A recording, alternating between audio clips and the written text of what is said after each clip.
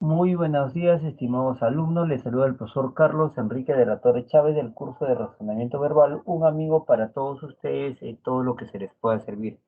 Muy buenos días a todos los presentes. ¿Cómo están? ¿Cómo estás, Yasuri? ¿Cómo está Luis Fernando García? ¿Cómo están todos los presentes? Muy buenos días. ¿Cómo están? Muy buenos días.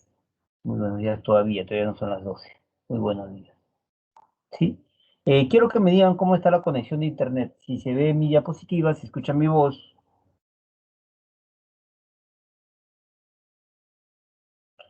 Quiero que me digan, por favor, a través del chat, si se ve mi diapositiva, si escuchan mi voz. ¿Cómo estamos, chicos? A ver, cuéntenme.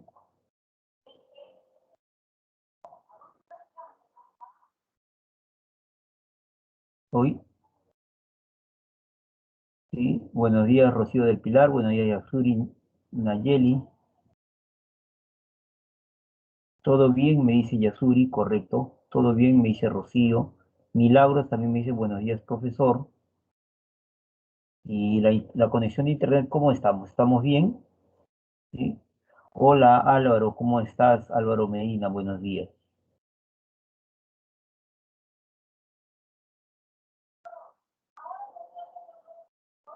Todo bien, chévere, chévere, milagros. Ahora sí, entonces pasemos a presentar el tema del día de hoy. El tema del día de hoy se llama la extrapolación. El tema del día de hoy se denomina la extrapolación.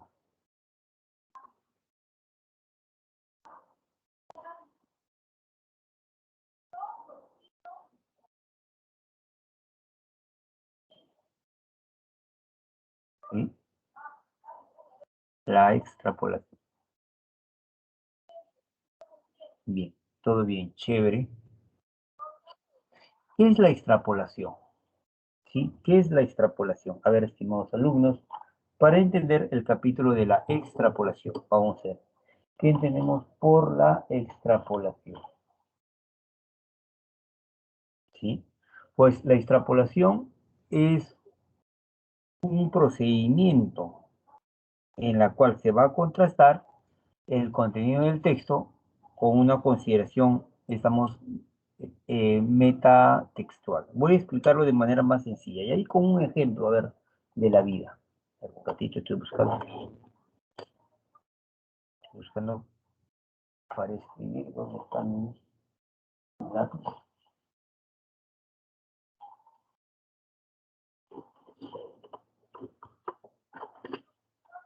¿Dónde se ha puesto? A ver, vamos, un ratito por favor, chicos.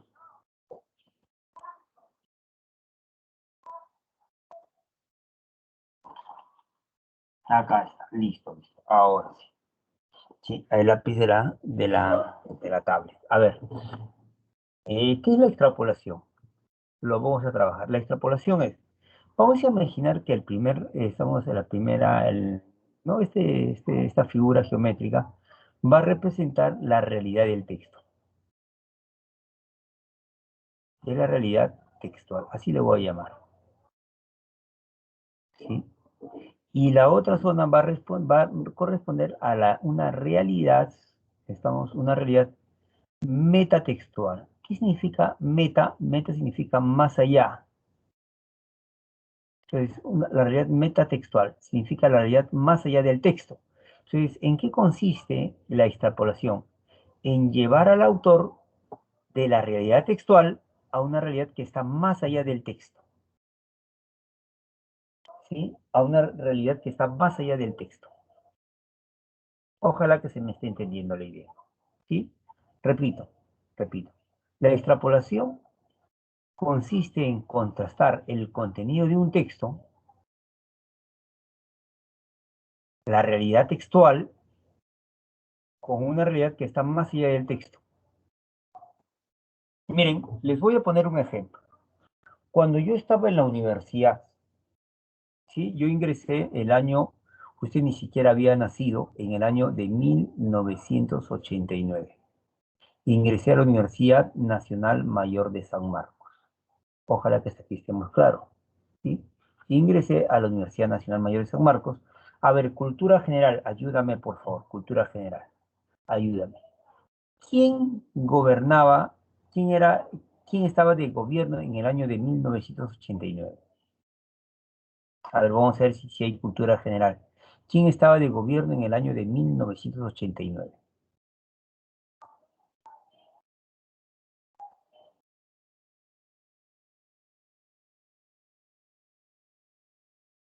Alan. Claro, el primer gobierno de Alan, correcto, Chío, sí, correcto, Milagros, correcto, Yasuri, sí, sí, el primer gobierno de Alan García, ¿sí?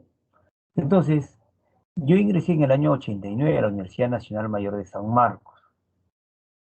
Gobierno, el primer gobierno de Alan García. Ese gobierno, estamos mucha inflación, ¿sí? Había inflación, había escasez de producto, ¿sí? Había subversión,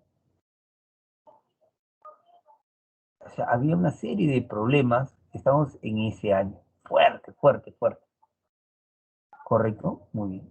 Ahora, quiero que me hablen de cultura general. ¿Ha escuchado usted hablar del autor José Carlos, empezamos, José Carlos Mariátegui? ¿Ha escuchado hablar usted de él? Sí, seguimos conversando, por favor. ¿Ha escuchado hablar usted alguna vez de José Carlos Mariátegui?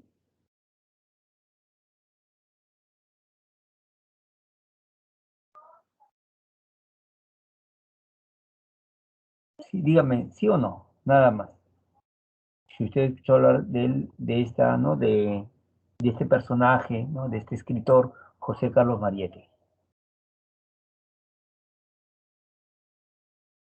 O ya no me responden. ¿Qué dice usted? ¿Sí? Ah, correcto. Sí me dice Yasuri, sí me dice Joaquín, correcto. Ahora, qué obra ha escrito este autor? Escribe, ¿qué obra es la más reconocida de este autor?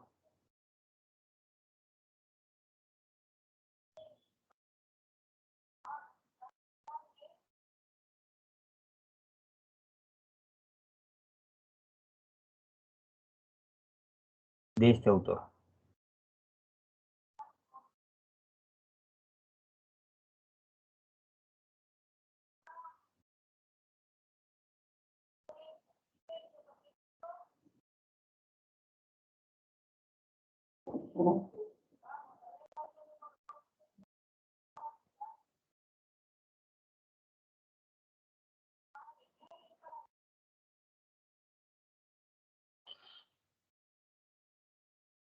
José Carlos Mariátegui, para que tengan más o menos la idea, nació en 1894,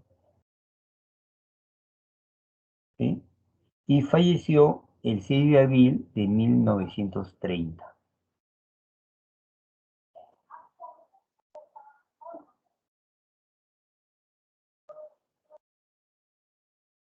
Ujú. Ahora, su obra más reconocida de este autor, obviamente, es su obra Los siete ensayos de interpretación de la realidad peruana. Ujú.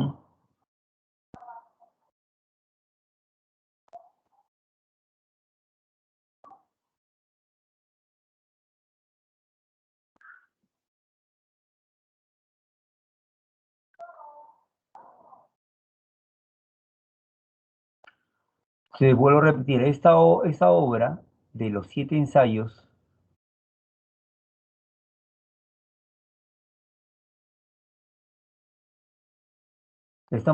la obra llamada Los siete ensayos de interpretación de la realidad peruana, sin comillas, es su obra, ¿no? Su obra, Los siete ensayos de interpretación de la realidad peruana es la obra de José Carlos Mariátegui.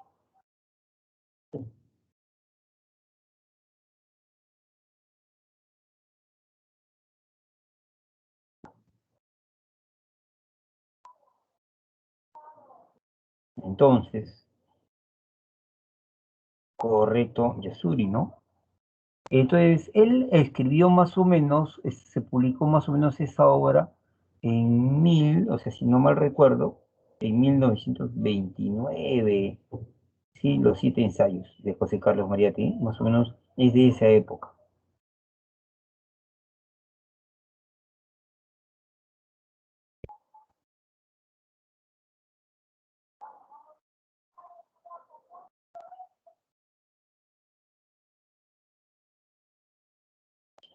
Más o menos se publicó en 1928, 1929, esta obra, Los siete ensayos, 1928 más o menos.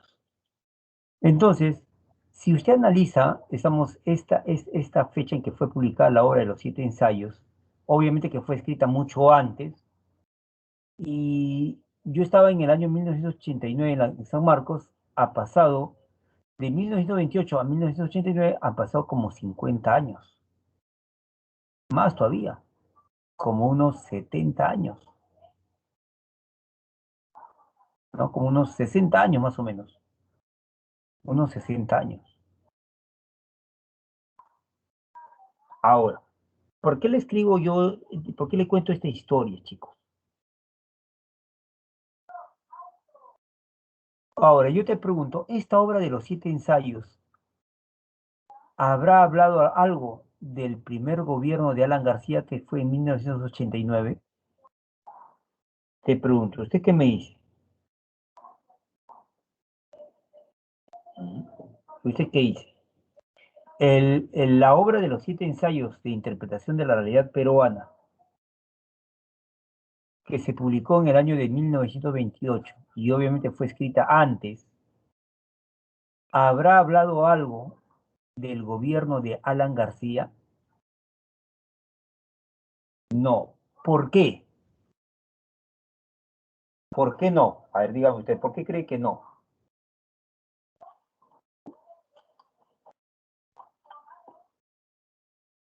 ¿Por qué cree que no? O sea, ¿por qué me dice no hablo nada de ese tiempo?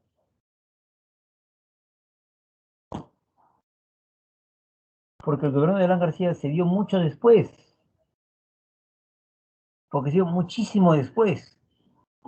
Alan García ni siquiera habrá nacido en ese año. Ujú. Ni siquiera nacía, Alan García mismo ni siquiera había nacido. Entonces, es imposible. Ahora, te cuento, en el año 89 había un curso que se llamaba así, el nombre del curso se llamaba Pensamiento Político Peruano, PPP, Movimiento Pensamiento Político Peruano. Ese era el nombre del curso, porque ahora la carrera de Derecho está dividida en Derecho y en Ciencias Políticas. Son dos carreras distintas. Sin embargo, en mis tiempos,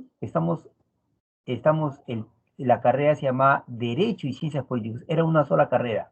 Era Derecho y Ciencias Políticas. Eso era el nombre ¿no? de la carrera. Ahora, este profesor que nos enseñaba pensamiento político pero no era un buen profesor, pero era un profesor demasiado estricto. Él solamente tomaba dos notas, un examen parcial, un primer examen parcial y dos, un examen final. En el examen parcial salimos jalados todos, absolutamente todos. Entonces, para el examen final, el profesor dijo, les voy a dejar que lean la obra de los siete ensayos, de ahí se va a tomar el examen. Dominen esa obra y ustedes van a salir aprobados. Lean la obra de los siete ensayos. Bueno, llegó el día del examen en diciembre, el examen final. Escucha,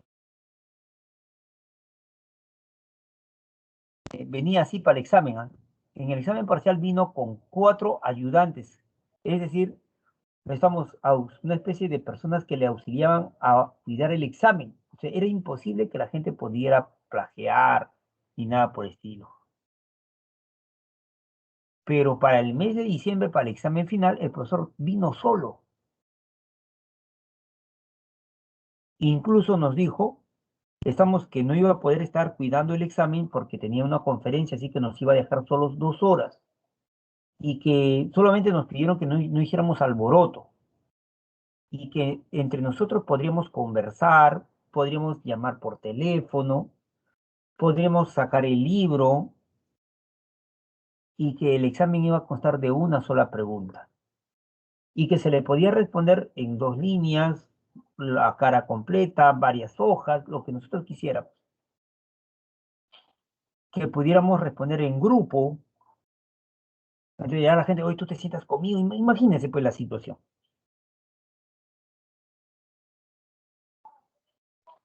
Y el profesor, escúchame por favor, y el profesor lanzó una pregunta. ¿Y cuál fue la pregunta que lanzó? La estoy escribiendo acá. Decía, decía así, decía así.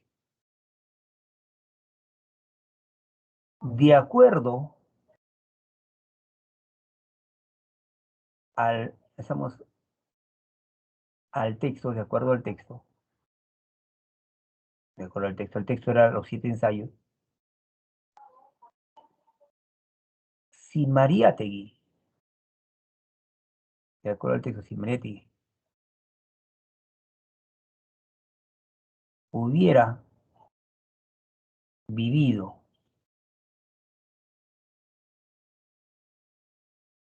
en el tiempo actual, se entiende que el tiempo actual en ese momento era 1989. De acuerdo al texto, si Mariátegui hubiera vivido, estamos en el tiempo actual, y hubiera visto el gobierno, en ese tiempo no era el primero, no sabemos si iba a ser el primero o el segundo, el gobierno de Alan García, de acuerdo al texto, si Mariátegui hubiera vivido el tiempo actual y hubiera visto el gobierno de Alan García, pregunta es, ¿qué hubiera pensado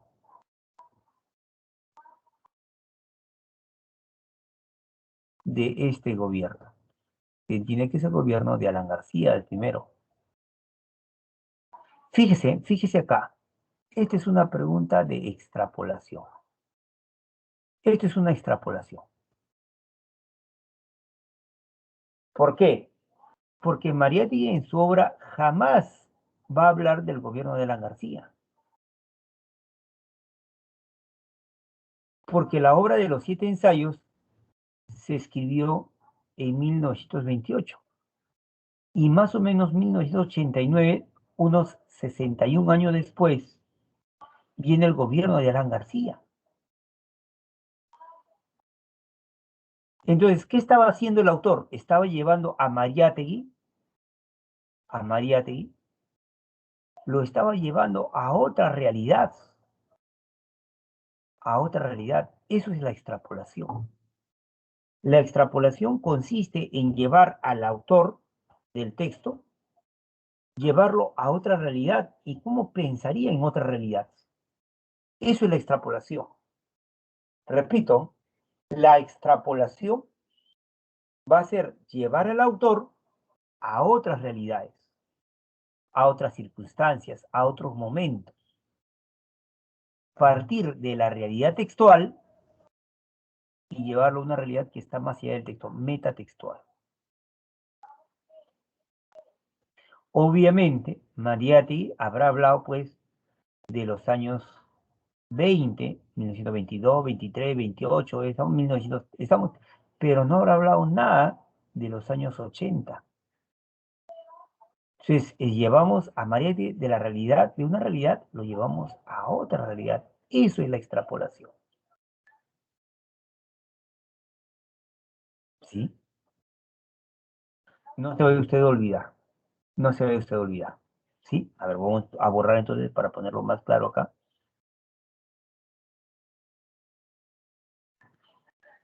Con esta pregunta, el autor, el profesor, medía dos cosas. Uno, si habíamos leído la obra. Porque ¿cómo saber cómo pensaría Mariátegui ante el gobierno de Alan García? Primero te va a saber cómo piensa. ¿Y cómo saber cómo piensa?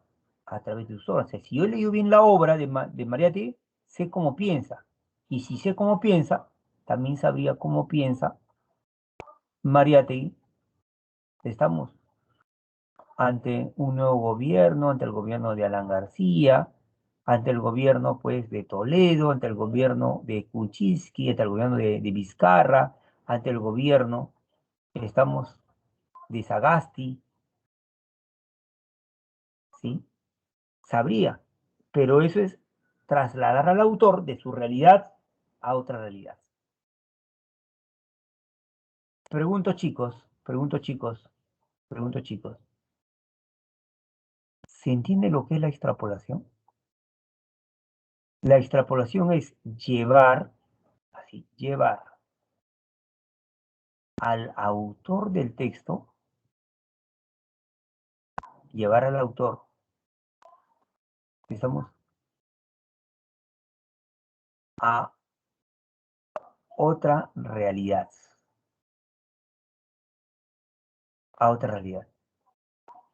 De la realidad del texto, RT, a una realidad metatextual, RMT. En esto consiste la extrapolación.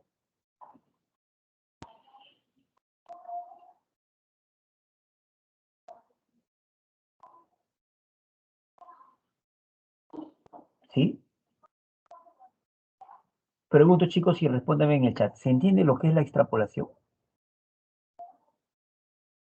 Es lo que el profesor de la universidad nos hizo a nosotros, que llevésemos a Mariátegui de su realidad a una realidad que estaba más allá de su realidad. Correcto, excelente. Ahora, van a haber dos tipos de extrapolación. Una extrapolación que se va a llamar cognitiva y otra extrapolación que se va a llamar referencial. Dos tipos de extrapolación.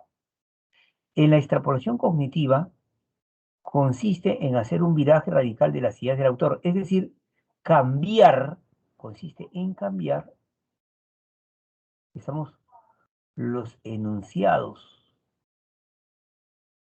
textuales, ¿sí? Por ejemplo, ¿no? Vamos a ver, por ejemplo, acá. Si el texto dice, ejemplo simple y primarioso, ¿sí? El perro ladró y por ello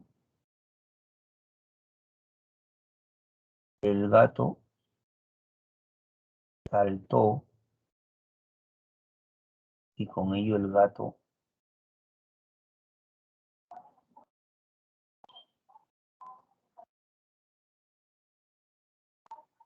y por ello el gato saltó a la copa del árbol. A ver, supongamos que esto dice un texto, ¿sí? Que el perro ladró y por ello el gato saltó a la copa del árbol. Eso es lo que dice el texto. Esta es la realidad del texto. En la realidad del texto, el perro ladra, guau, guau, y consecuencia de ese ladrido, el gato salta a la copa del árbol. Entonces, si yo preguntara, primera pregunta, ¿no? Si yo preguntara, primera pregunta. Si el perro no hubiera ladrado, si el perro no hubiera ladrado,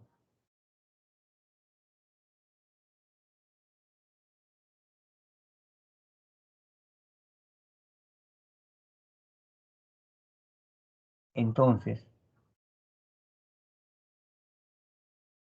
¿no? Si el perro no hubiera ladrado, entonces, y ahí tú tienes que marcar una clave. Pero quiero que entiendas, más que la respuesta ahorita, es lo que está haciendo el autor. El texto que dice que el perro ladró. Y aquí dice, oye, ¿qué pasaría si el perro no hubiera ladrado? Entonces, estoy haciendo un cambio de las ideas, un viraje en las ideas. Entonces, esto sería un ejemplo de una pregunta por extrapolación, pero cognitiva, porque cambio lo que dice el texto. Si el texto dice el perro ladró y por ello el perro saltó a la copa del árbol, si la pregunta de extrapolación cognitiva sería, si el perro no hubiera ladrado, entonces, si el gato no hubiera saltado a la copa del árbol,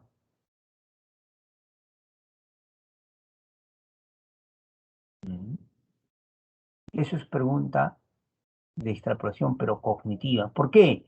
Porque vas a cambiar lo que el texto dice. En cambio,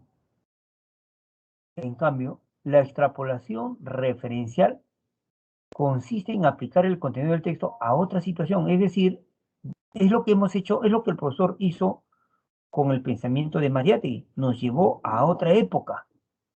De la década de los 20 nos llevó a la época, pues, de los 80 con el primer gobierno de Alan García. Ujú.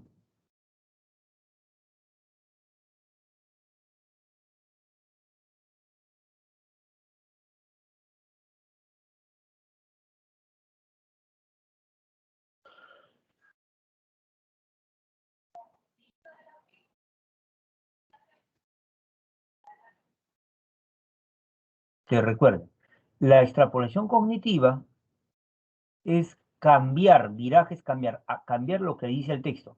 Si el texto dice el perro ladró, entonces si el perro no hubiera ladrado, si el texto dice que el gato saltó, entonces la pregunta sería, si el gato no hubiera saltado de la copa del árbol,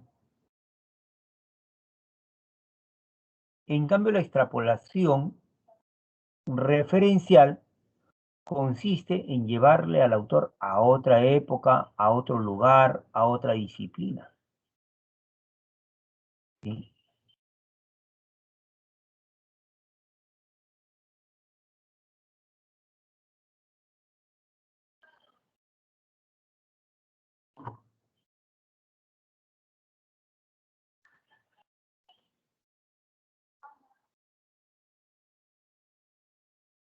Para que se entienda. Vamos a ver este texto. Para que se entienda, veamos este texto. Léalo, por favor. Léalo bien, léalo bien.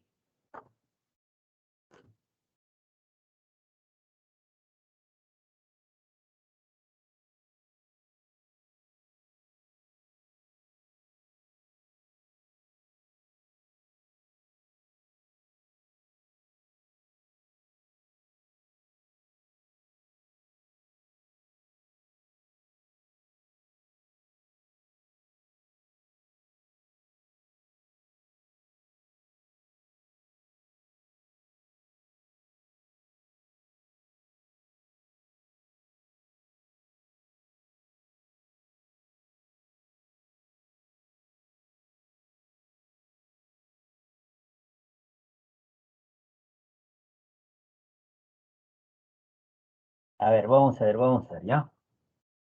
Me avisa si ya termina de leer el texto, profe, ya lo analicé bien.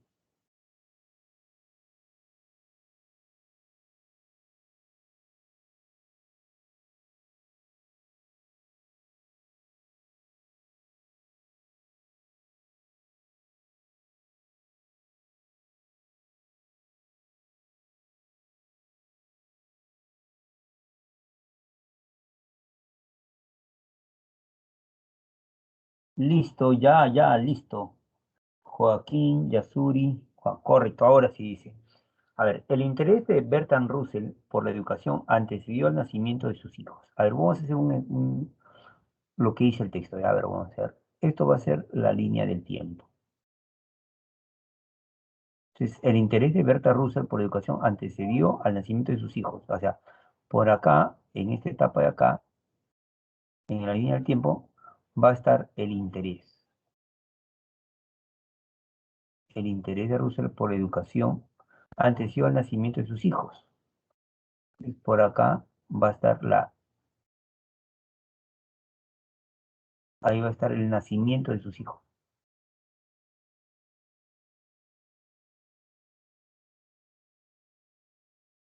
Ahí va a estar el nacimiento de sus hijos. Entonces, hasta acá estamos, hacia allá es el pasado y hacia acá es el futuro. ¿Sí? Entonces decimos, el interés de Bertrand Russell por la educación antecedió al nacimiento de sus hijos y fue despertado. Ese interés fue despertado por su experiencia en la Primera Guerra Mundial. Se debo entender que por acá debe estar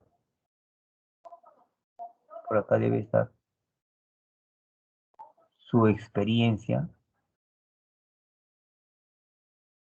la experiencia de la Primera Guerra Mundial. Ahí está. Entonces, él habrá vivido la Primera Guerra Mundial.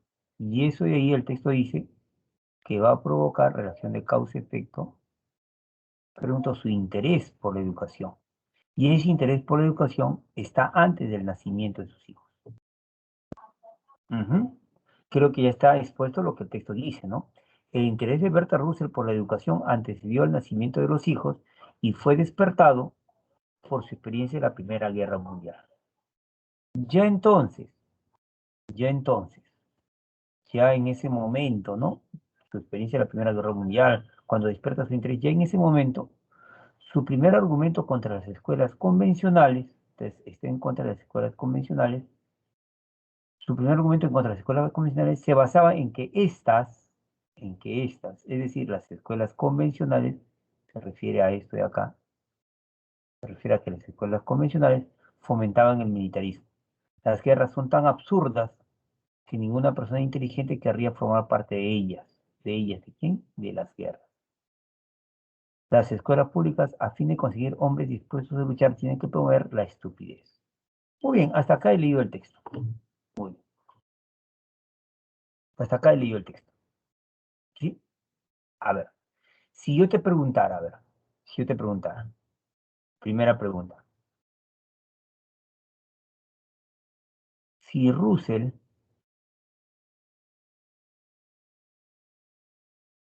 no hubiera vivido,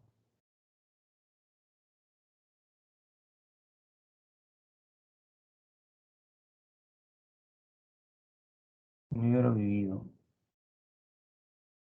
¿sí? La Primera Guerra Mundial,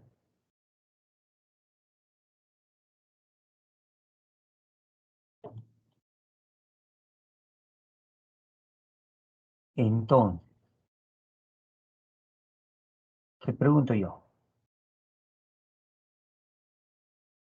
¿qué tipo de extrapolación se estaría dando? ¿Sí? Si Russell no hubiera vivido la Primera Guerra Mundial, entonces, recuerde que hay dos tipos de extrapolación. Recuerden la parte superior izquierda. Hay dos tipos de extrapolación. La extrapolación cognitiva y la extrapolación referencial. Y yo te pregunto, ¿qué tipo de extrapolación se estaría dando? ¿Cognitiva o referencial?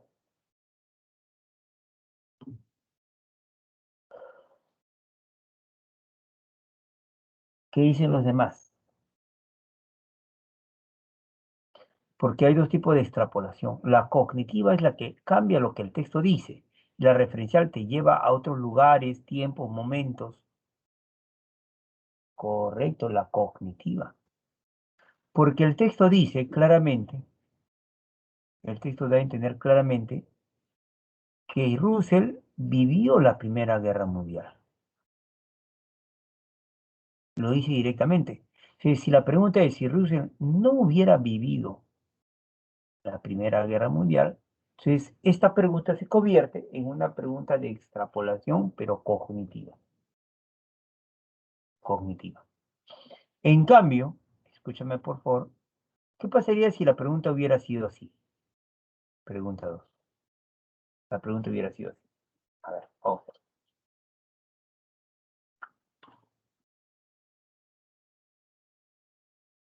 Si Russell conociera en el Perú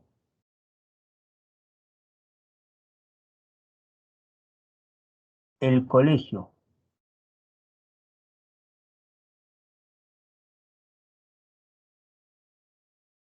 Si Rusia considera el Perú, el colegio, Leoncio Prado, si Rusia conociera conociera en el Perú el colegio Leoncio Prado, diría que y ahí nada más, esa pregunta. Te pregunto, cultura general. ¿Has escuchado hablar del colegio Leoncio Prado?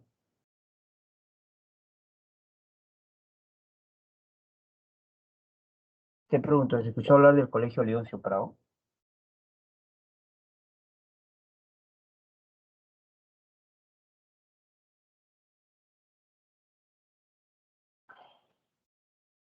Sí. A ver, explica, ¿qué tipo de colegio es? ¿Has escuchado hablar del colegio Leoncio Prado? ¿Qué tipo de colegio?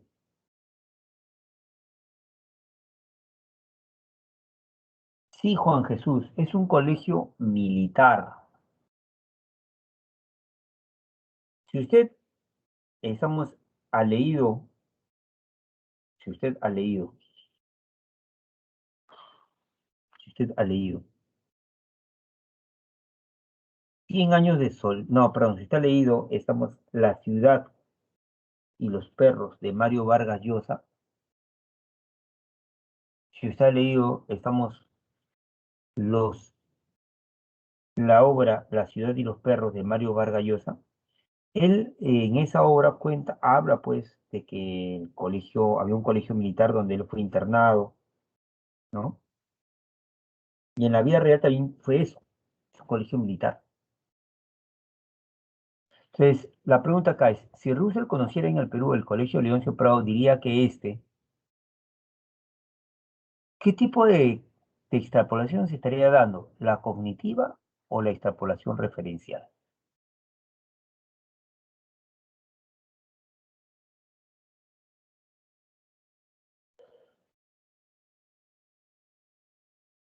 ¿Qué tipo de extrapolación? La referencial, correcto. La referencial. Entonces, en la uno sería una extrapolación cognitiva. Si Russell no hubiera vivido en la Primera Guerra Mundial, entonces su interés por educación no se habría manifestado, sería la respuesta. Y la pregunta dos, si Russell conociera en el Perú el Colegio Leoncio Prado, diría que pues, pregunto, promueve la estupidez.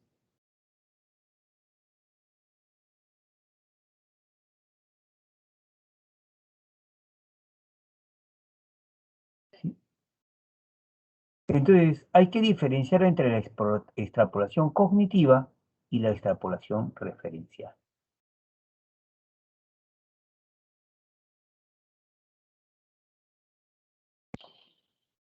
Lea el texto, por favor.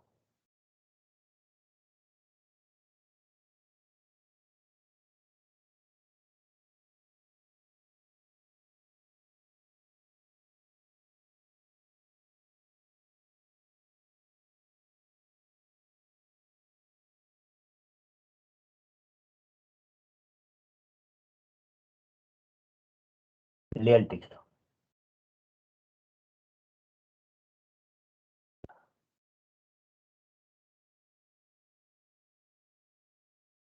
¿no? El texto. Mire, mire lo que voy a decir, dice. Todo desarrollo científico solo puede entenderse admitiendo que su punto de partida es un problema o una situación problemática. Es decir, que tal progreso ocurre por el surgimiento de un problema en una situación determinada de nuestro saber total como punto de partida del ensayo-error. Hasta acá voy a analizar. Ujú. A ver, decimos. Todo desarrollo científico solo puede entenderse admitiendo que su punto de partida, ¿de quién?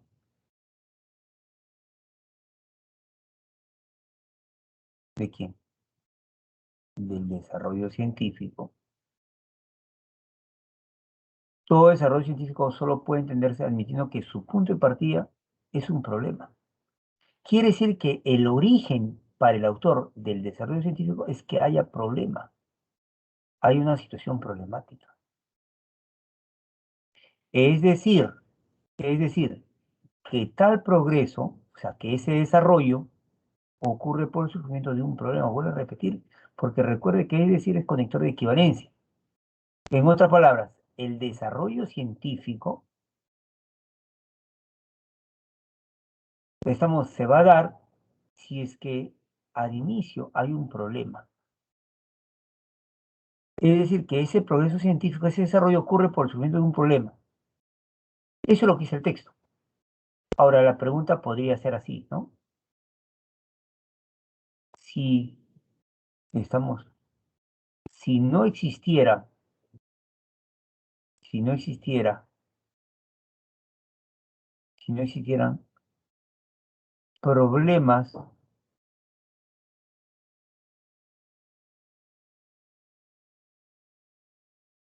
existieran problemas,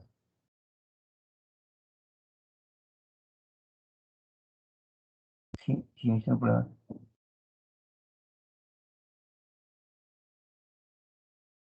Entonces,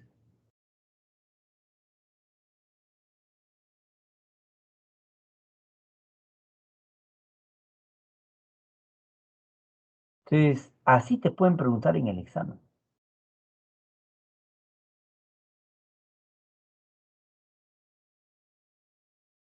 Miren lo que dice en el segundo párrafo. ¿Cómo llegó la antigua teoría científica a la falsa idea del origen epistemológico? El origen de la ciencia. Del origen significa de la ciencia. ¿Cómo llegó la antigua teoría científica a la falsa idea del origen de la ciencia? La antigua teoría dependía en este punto de la teoría del conocimiento. Entonces, otra pregunta de extrapolación podría ser,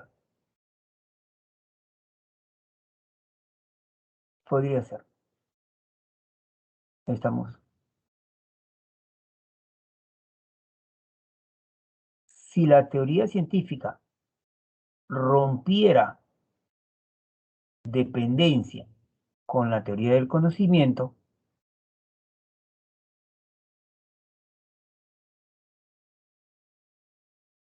sí, la pregunta es, ¿cómo llegó la teoría científica a la falsa idea del origen epistemológico? Y la respuesta es que la antigua teoría científica dependía de la teoría del conocimiento. Entonces, ese es el factor que hizo que la teoría científica antigua llegara a una falsa idea. Entonces, si es que rompiera su dependencia de la teoría del conocimiento, entonces la teoría científica hubiera llegado a una correcta idea del origen de la ciencia.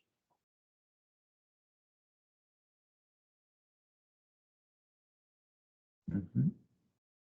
Entonces, quiero que entienda usted lo que tiene que hacer al leer el texto en este tipo de preguntas. Vamos a evaluarlos a ustedes. Sí, vamos a evaluarlos a ustedes. A ver, léame el texto que está acá y respóndame a la pregunta que está acá. ¿Cuál sería su respuesta? Ahí está, chicos. Pregunta fija en el examen de admisión, las preguntas de extrapolación, preguntas fijas.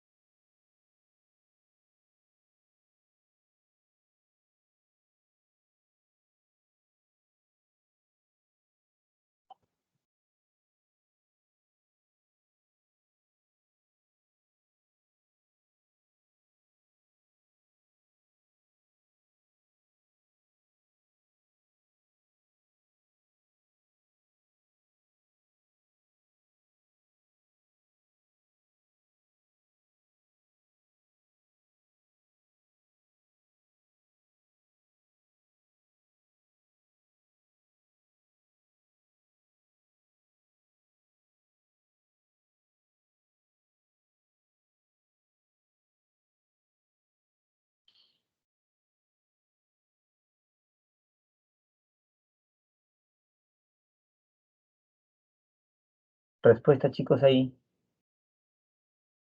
La A, la B, la C o la D.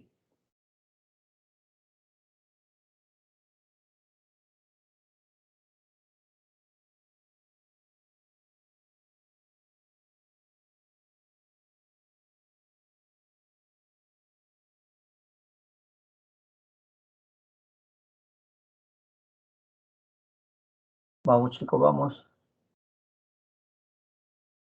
¿Cuál sería la respuesta acá?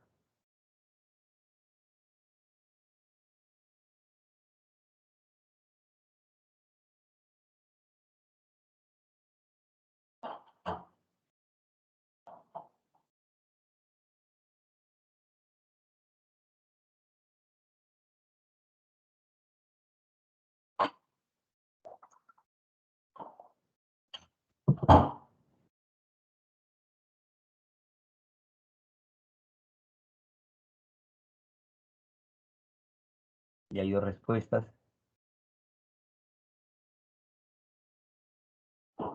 Hay la respuesta de Milagros y la respuesta de Yasuri.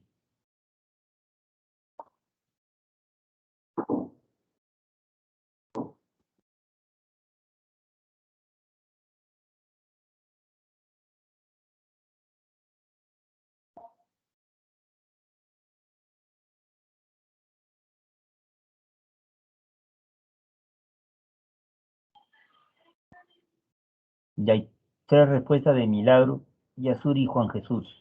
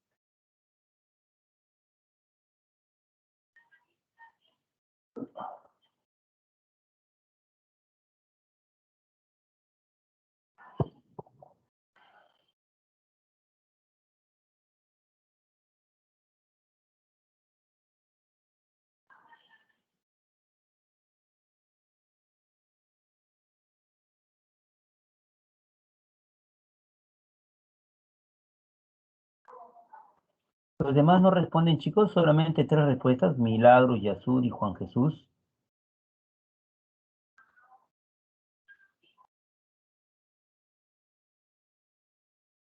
¿Mm?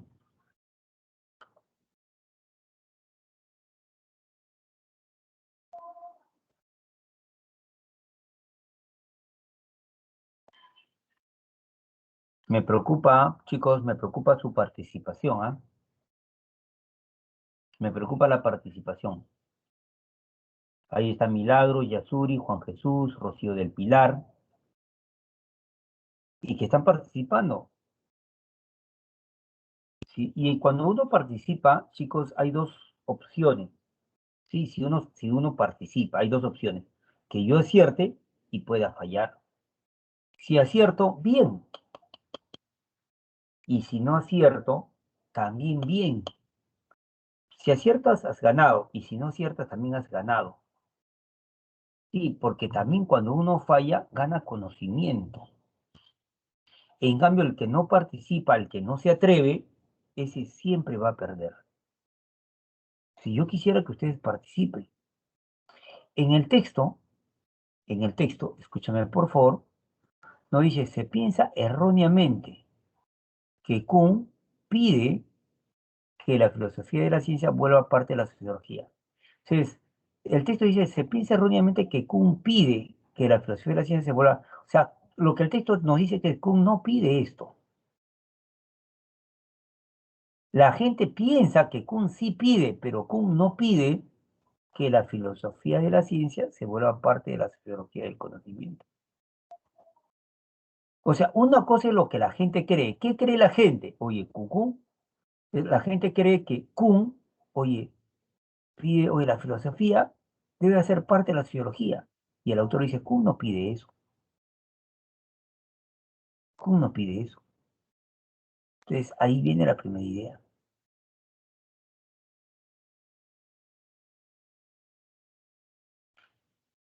¿Sí? Así continúa la interpretación errónea. ¿Sí? Así continúa la representación. Debiéramos repasar la historia interna de la ciencia, que estudia el desarrollo del contenido conceptual de una ciencia por el estudio externo. Así continúa la interpretación errónea sobre Kuhn. Esa sería la interpretación errónea que se tiene sobre Kuhn. ¿Sí? Oye, hay que reemplazar la historia interna de la ciencia por el estudio externo de los grupos que practican la ciencia, por el estudio externo de los grupos que practican la ciencia, el medio económico, el factor. En otras palabras, debemos reemplazar la historia interna de la ciencia, sus métodos, sus técnicas, su procedimiento, debemos cambiarlo porque si yo cambio el estudio interno por el estudio externo, estaría haciendo que la filosofía de la ciencia se vuelva parte de la sociología. Y el autor dice, eso es erróneo. ¿Sí?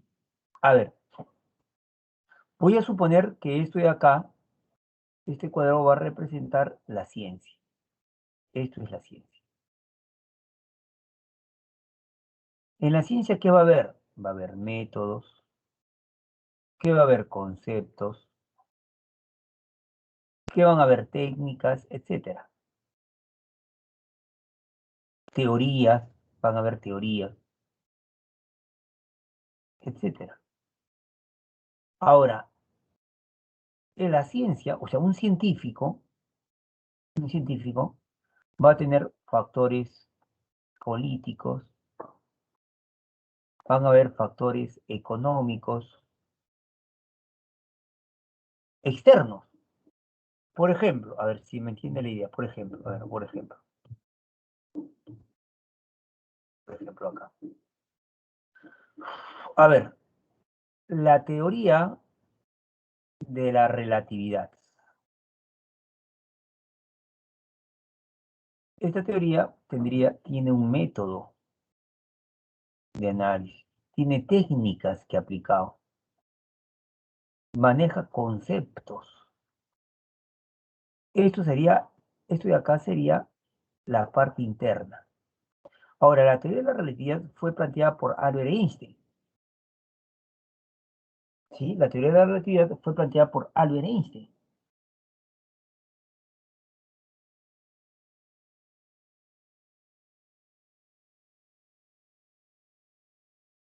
Y la teoría de la relatividad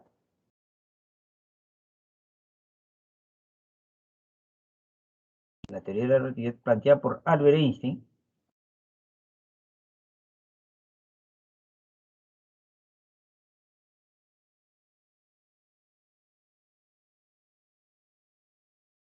fue planteada más o menos a principios del siglo XX.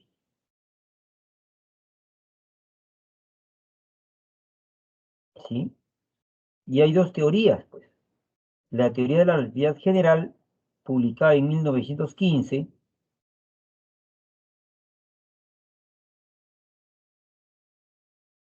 ¿sí?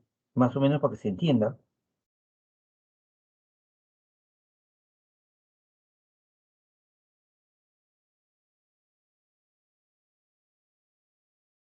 más o menos para que se entienda, 1915. La teoría de la relatividad, la general, la primera planteada más o menos fue en 1915. Y recuerden que ustedes, la, estamos, que ya estamos en la Primera Guerra Mundial. Entonces, ¿qué hay en el contexto? Hay una guerra mundial. Esta guerra mundial ya sería un factor externo. Entonces, si yo digo, voy a estudiar el aspecto interno de la teoría, voy a estudiar el método, las técnicas, los conceptos, etcétera. Si voy a estudiar el factor externo, había una guerra mundial, lucha entre potencias, factores externos. Entonces, de la misma manera, se entiende acá, ¿no? Lo que el texto me dice es que se piensa erróneamente que la filosofía de la ciencia, o sea, el estudio de la ciencia, alguno piensa que se vuelva parte, sea un análisis de sociología del conocimiento. Y el autor dice, no, Kuhn no pensaba eso. Oye, Kuhn decía, hay que reemplazar la historia interna de la ciencia por un estudio externo. No, eso es erróneo. Si bien es cierto que Kuhn dice, pues bien, ciertamente Kuhn ha inspirado a muchos sociólogos, pero Kuhn considera esencial la historia interna detallada, es decir, el estudio de los métodos, los conceptos, las técnicas. O sea que Kuhn no dice eso. Para comprender a fondo un paradigma científico, un modelo científico, debemos estudiar sus realizaciones científicas, lo que nos sumerge en el interior de sus problemas, sus esquemas conceptuales, sus métodos. Es más, Kuhn ha practicado el enfoque interno en uno de sus libros más importantes, el referido a la génesis de la mecánica cuántica. Entonces, lo que te dice en síntesis es que Kuhn, plantea el análisis interno, el enfoque interno, la historia interna, y no el análisis externo, sociológico. Entonces, la pregunta acá es, si Kuhn, si Kuhn hubiera sostenido que la filosofía de la ciencia se debe reducir a lo sociológico, entonces la respuesta acá sería la D. Tendría desinterés por la dinámica interna, por la dinámica de las teorías científicas, la D. Porque el texto me está diciendo que Kuhn sí tuvo interés por el análisis interno, sino que la gente cree erróneamente que él, estamos, creía que la ciencia se debe reducir a la sociología. Ahora, ¿habría sostenido que la historia externa es despreciable? No, porque si él hubiera sostenido que la filosofía de la ciencia se debe reducir a la sociología, entonces lo que hubiera dicho es que hay que reemplazar la historia interna por el estudio externo. Entonces, ¿habría sostenido que es despreciable? No. ¿Estudiaría con empeño el vínculo entre ciencia y método? No, porque este es el factor interno. ¿Habría escrito una historia interna? No, al contrario, no habría tenido interés por la dinámica interna. Por lo tanto, la respuesta correcta es la alternativa de dedo. Y la extrapolación que se está planteando acá es una extrapolación cognitiva. ¿Por qué? Porque estamos cambiando lo que el texto dice. Porque estamos cambiando lo que el texto dice. A ver, un segundo ejemplo, ya, más fácil, ¿ya? Dígame usted, lea el texto y respóndame por favor a la pregunta. Pregunta de extrapolación. Lea el texto y respóndame a la pregunta. Vamos, vamos, chicos.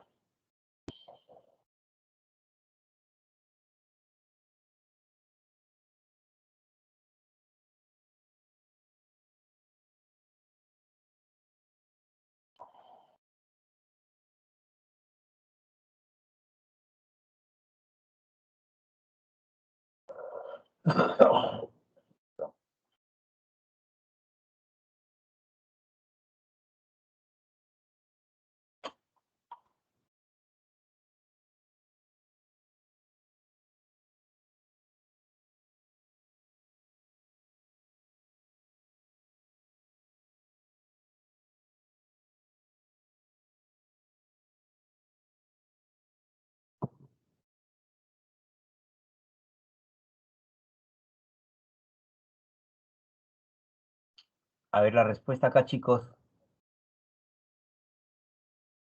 Y participemos todos, por favor.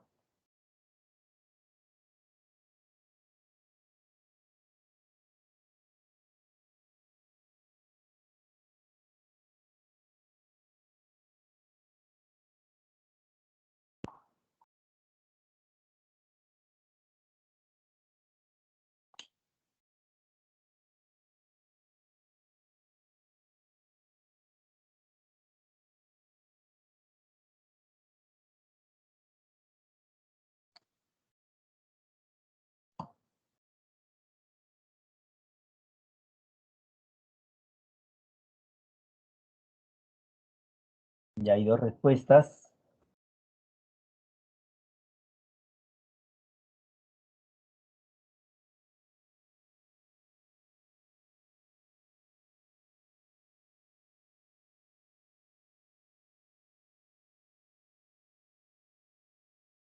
Bien, ya hay dos respuestas, tres respuestas. Vamos, chicos.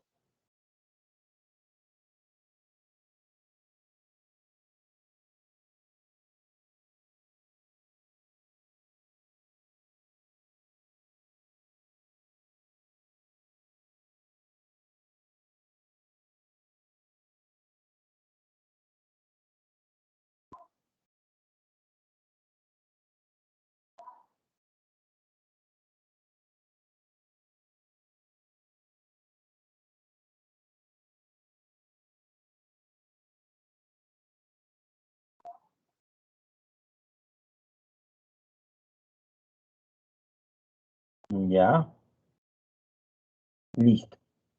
Y la respuesta correcta acá, tan, listo, vamos a ver, ¿sí? Vamos a ver acá. Dice, a ver, el filósofo griego Platón fue un detractor implacable. Detractor se entiende como adversario, opositor. Y no solamente fue un detractor, sino fue implacable. Fue un opositor, pues, sin piedad, implacable de la democracia ateniense. Entonces, él estaba en contra de la democracia de Atenas. Pensaba que por culpa de la democracia, su maestro Sócrates había perdido la vida. Entonces, estoy tratando de ver que él fue un opositor, un adversario implacable de la democracia. Un sistema que condenaba a su mejor ciudadano, y el mejor ciudadano no era otra cosa que Sócrates. Era un sistema que condenaba a Sócrates a morir como un vil delincuente, solo mostraba su perversidad. La perversidad significa maldad extrema,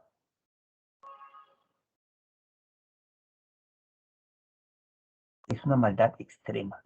Eso es perversidad. Una cosa es que haga una maldad y otra cosa es que haga una perversidad. Sinónimos de perversidad, sinónimos de perversidad, sinónimo de perversidad. Podría ser la palabra, estamos, crueldad, crueldad, ¿sí? Entonces mostraba su crueldad, su maldad extrema, su perversidad e insanía. Y la palabra insanía significa locura, demencia, ¿sí? Entonces un sistema, la democracia, que condenaba a Sócrates a morir como un vil delincuente solo mostraba su crueldad, su maldad extrema, su locura. Platón censuraba sobre todo la veleidad del sistema democrático, la veleidad que cambiaba, su labilidad, y la labilidad significa debilidad, su fragilidad, debilidad, fragilidad, sus terribles incoherencias. Ahora, si hablamos de Platón y Sócrates, estamos hablando de Grecia, vamos a contextualizar. Y la democracia era una democracia directa. Los parques que se llamaban ágoras, los ciudadanos se reunían y decidían a mano alzada. Entonces, la mayoría del ágora. La palabra ágora tiene dos significados. El ágora era el parque, estamos público, donde no el parque, el espacio público.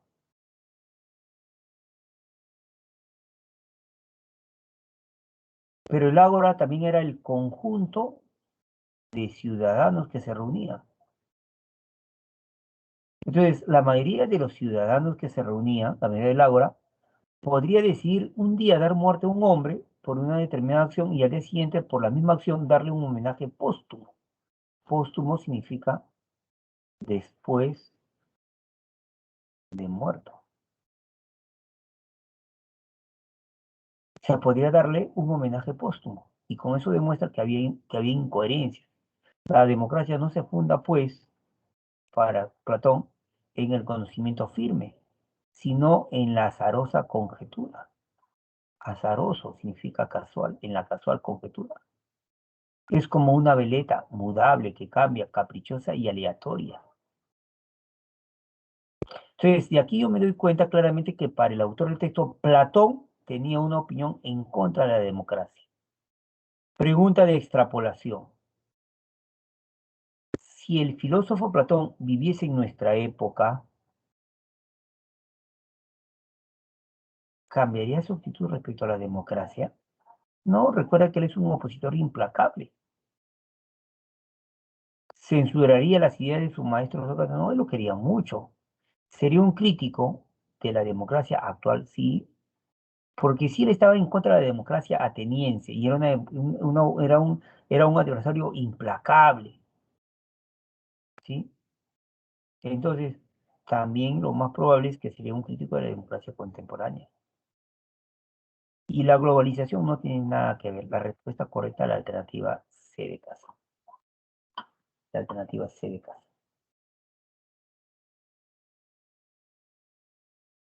Ujú, ¿ya? A ver, último texto para que puedan trabajar extrapolación, ¿ya? A ver, lea el texto y respóndame, por favor, lo más rápido posible, por favor, chicos, chicas.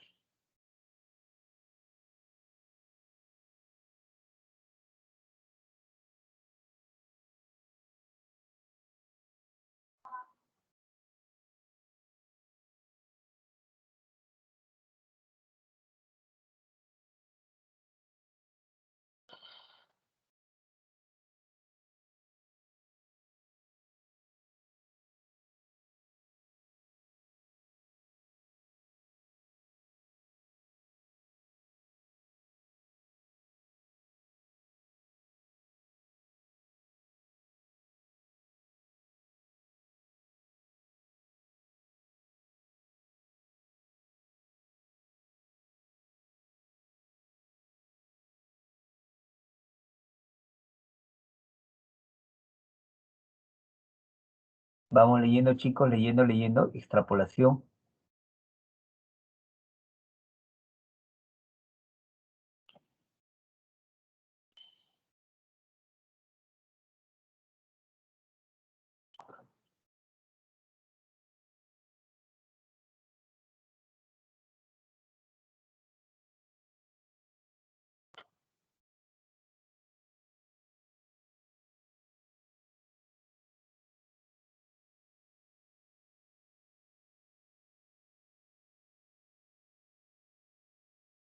Sí, estoy en la siguiente diapositiva. Sí, Yasuri. Voy a salir y volver a entrar, ¿ya? Para ayudarte. A ver, voy a salir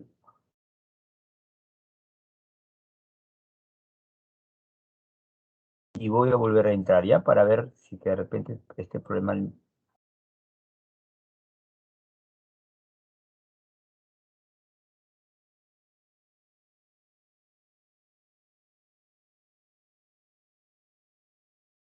Ahora sí, Yasuri, dime.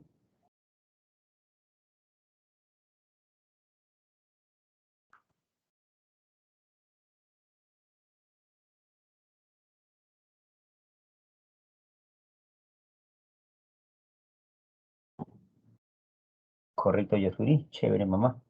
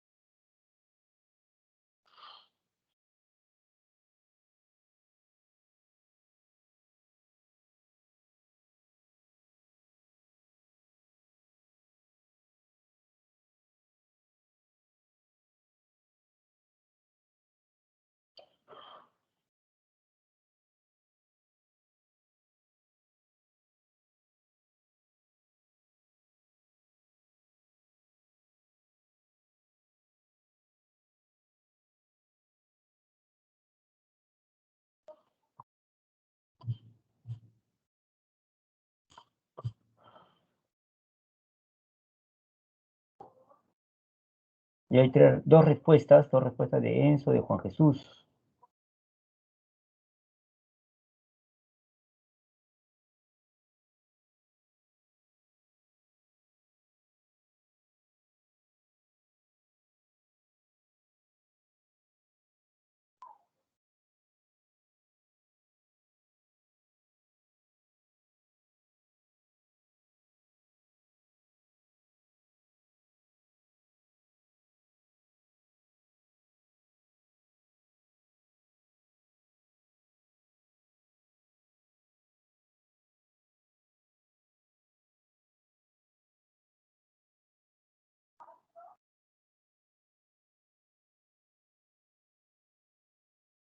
Ujú.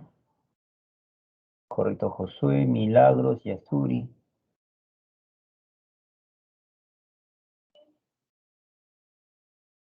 Bien, vamos a explicarlo, ¿ya? Dice así.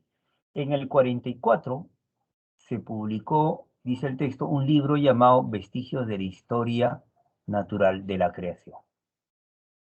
¿Por quién fue escrito? Por Robert Chambers, ¿sí? En un capítulo de ese libro, Chambers que afirmaba que la Tierra no fue creada, no dice por Dios, sino específicamente por Dios, sino que fue creado por unas leyes que expresaban la voluntad de Dios, del Creador. O sea, lo que Dios habría creado serían las leyes y esas leyes crearon a la Tierra. O sea, directamente Dios no creó. Este replanteamiento condujo a una teoría donde la evolución era propiciada por factores ambientales. Entonces, el planteamiento de Chambers era similar al planteamiento de Lamarck. Chambers opinaba que la evolución era progresiva y seguía un plan prefijado. En el ambiente, en Francia, como era un ambiente liberal, entonces las ideas de Lamarck, porque Lamarck es de Francia, ¿sí? Las teorías sobre la evolución fueron acogidos con escepticismo e indiferencia. Escepticismo significa duda, con duda, e indiferencia. Pero en Gran Bretaña, donde era Chambers, pero en Gran Bretaña reservaba una respuesta más hostil. La respuesta era hostil.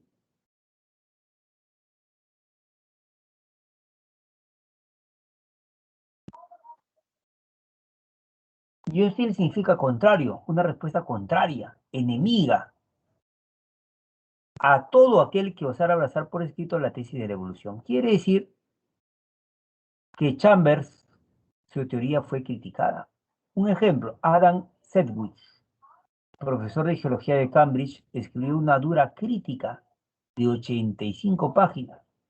¿Qué no decía Sedgwick? Declaraba, por ejemplo, que las gloriosas doncellas y matronas del país deberían ser protegidas de esas ideas.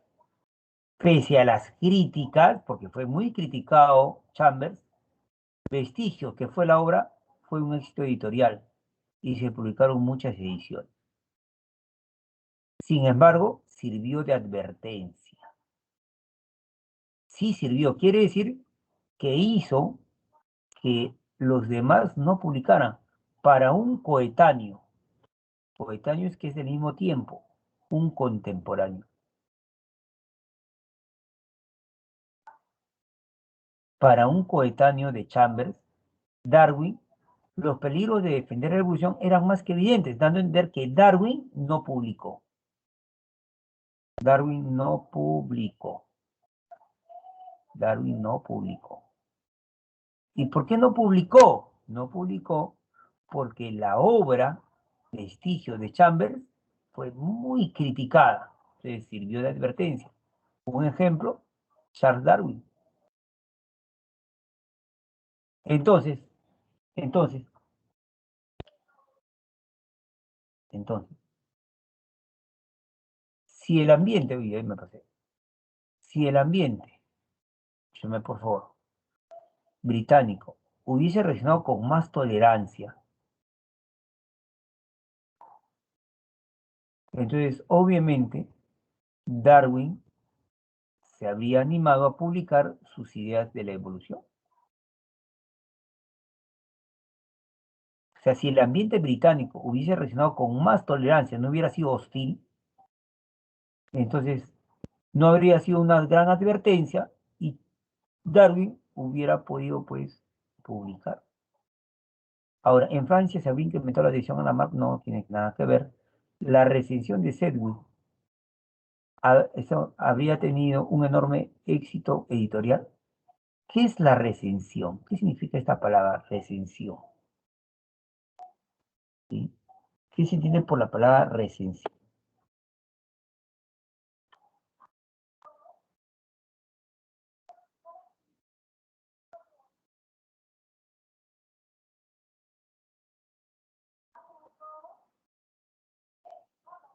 ¿Sí? La recensión es una noticia o reseña de una obra literaria. Entonces, ¿no? Lo que escribió es que Sedgwick habría tenido un éxito, no.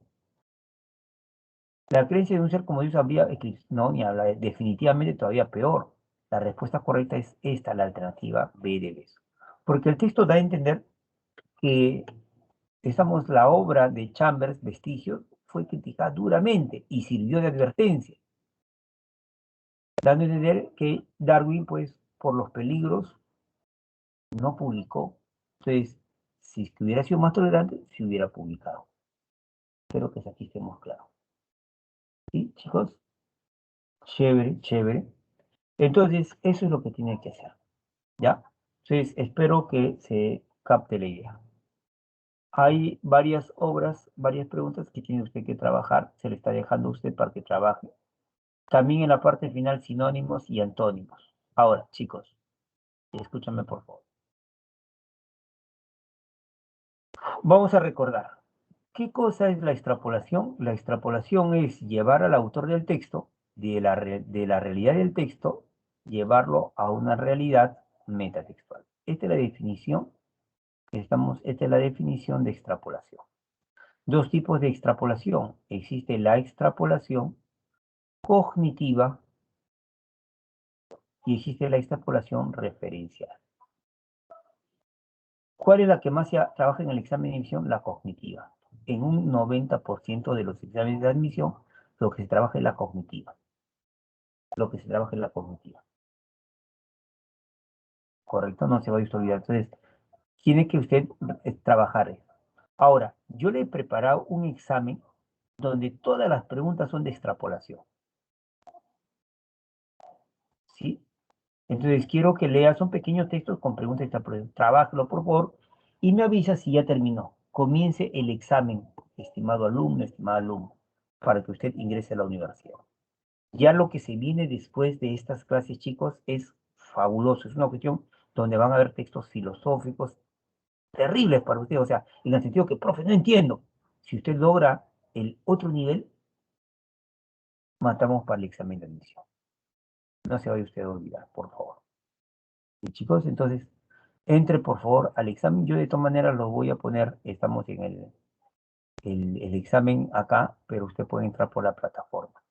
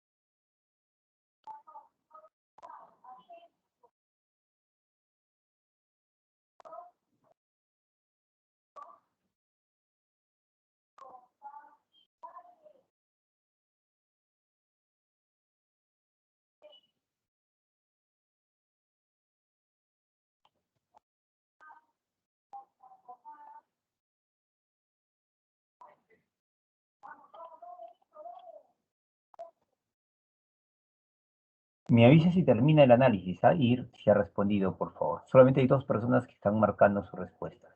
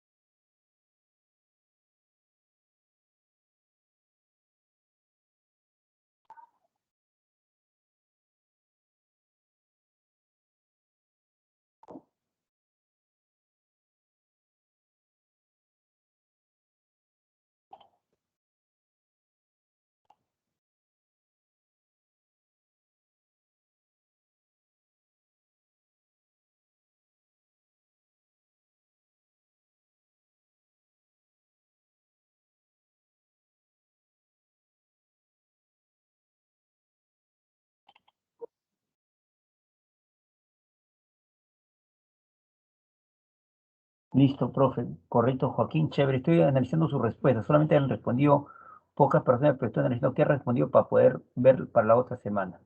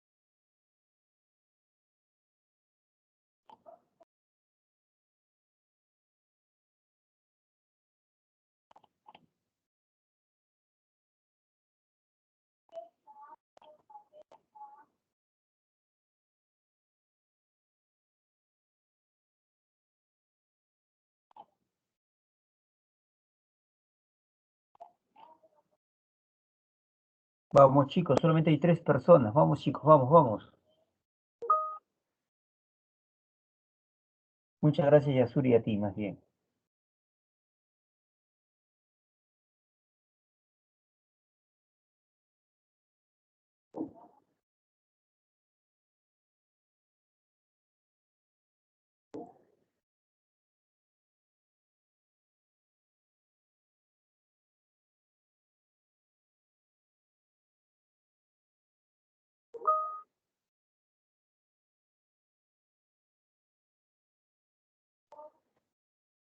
Gracias, Juan Carlos, a ti, más bien, hijo.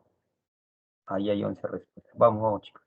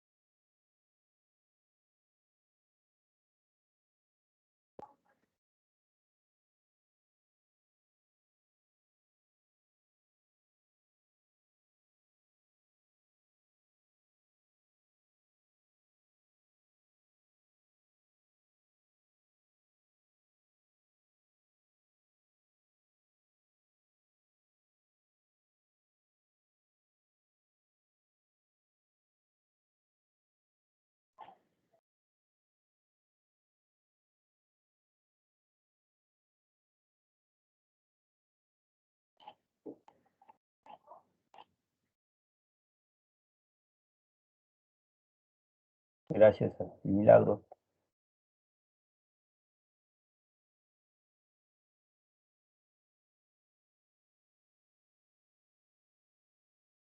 Vamos, chicos, vamos. Nos queda 2 minutos.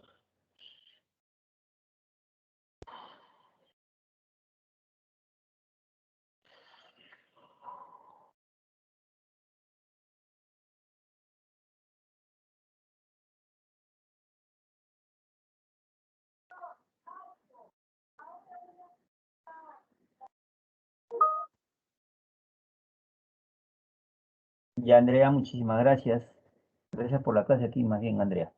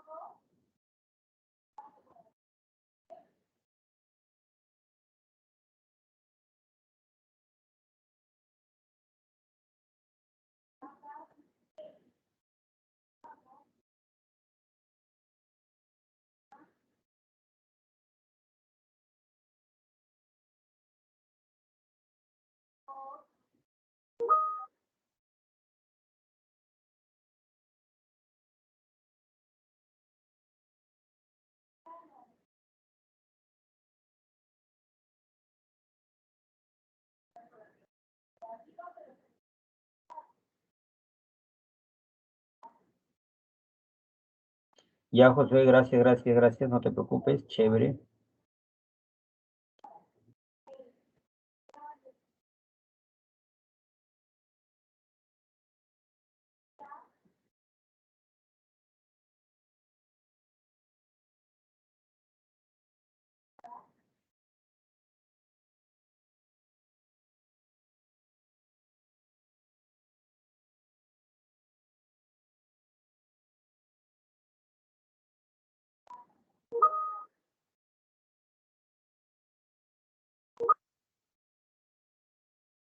Correcto, Juan Jesús. Gracias a ti. Bien, en 1 minuto ya se cierra, por favor, marcando sus respuestas. En 1 minuto se cierra.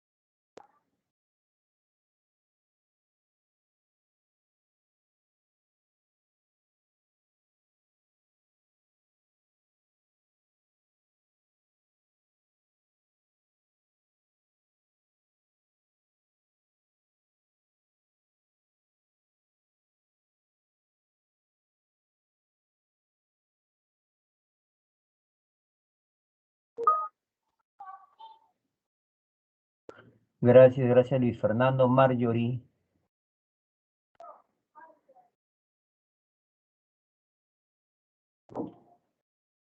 Bien, chicos, ya son las 1:03. Yo voy a cerrar esta sesión. Un abrazo, cuídense bastante, por favor. Y espero pues que practique usted bastante, porque sin práctica no se puede resolver. Gracias.